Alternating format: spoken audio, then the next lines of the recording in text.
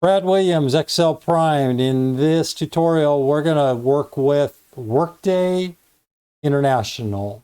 We're going to work within a 6-day work week, and we want to know the last project workday in a schedule. How does this work? There's going to be a lot of pieces in this. It's pretty straightforward, but you're going to need to know the requirements. Typically, there is the workday function. I introduce you just to the Workday International. I probably discussed Workday previously. If not, we'll get to it.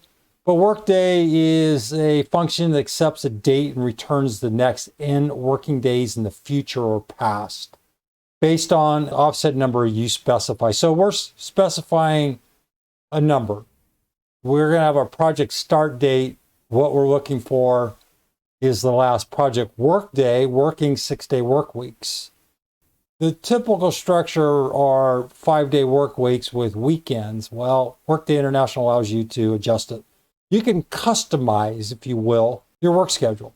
Workday International, I call it international. It may not be international, it's just INTL is international to me. So that's just the way I define it. The Workday International function can be used to determine completion dates, ship dates, and so on. The Workday International function determines the closest working day in past or future. All right, so you can go plus or minus here. A Workday International can be employed to determine due dates, delivery dates, and other dates that omit non-working days. In other words, 6-day workdays. You can modify your work schedule either in a sequential manner or by rule. Workday International accepts 4 parameters: the start dates. Here's your start date, your days, your weekends, and holidays. Here we have holidays. This is created. I created this. I just copied it over from another worksheet. It's 2029, and it's accurate. That's not important. It just shows the dates. And then the project start dates also coordinate the 2029. The holidays, well, I'll just get into it. Here are the rules. So this is the structure or the format. We have workday. We're going to have B5, which is the start date. C5, which is the days here. 11, that's the weekend. That is a rule. The rules are listed below, and I'll talk to you about them in a second. And then holidays are over here. So I'm going to scroll down here, and you can see we have number 11. Well, 11 designates something. So here are the rules. These are our predefined rules, and you can change them however you want. Here, 11 represents only Sunday as a weekend. Here, if you want to use one, it would be Saturday and Sunday. You choose. You also can input a sequence using 0, zeros, all zeros, or any combination to represent weekends and weekdays. Zeros are all work days. You can incorporate however you want. We start with a Monday and end with a Sunday using this sequence. So here you're going to see weekends would be Tuesday and Wednesday. Weekends, you can see 3 ones represent Tuesday, Wednesday, Thursday. So you can change this however you want.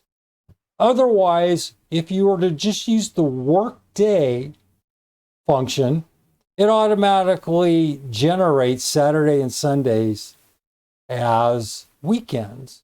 Then you alternatively can include the holidays under number 4. That's it. We incorporate all the rules. It's pretty straightforward. Workday, B5, start, C5, workdays, holidays, listed right here under this name range, and the rule, number 11, that says we're taking 1 day off. That would be Sunday. Just for simplicity, we're going to look at this January 1st, 2029. Well, January 1st, 2029 is a holiday. So if we add 15 days to this and 2 off days, the best we can show is January 17th. Let's take a look. January 1st is a holiday, and it's a Monday. Now, if it was Sunday, January 1st, you could see that it's killing 2 birds with 1 stone. It's taking care of the holiday and the Sunday in one day. But here, the Sunday and the Monday are days off. leaving us with January 18th. So you have to look here, and you're going to see that January 15th is all holiday. We have 2 holidays and 2 weekend days off. Project end date will be January 19th. You could, in the old days, you'd break out a calendar and you'd put an X for every Sunday and you'd put an X for every holiday, and then you just count. But the Workday International will save you a lot of time. Great tool. Brad Williams, Excel Prime.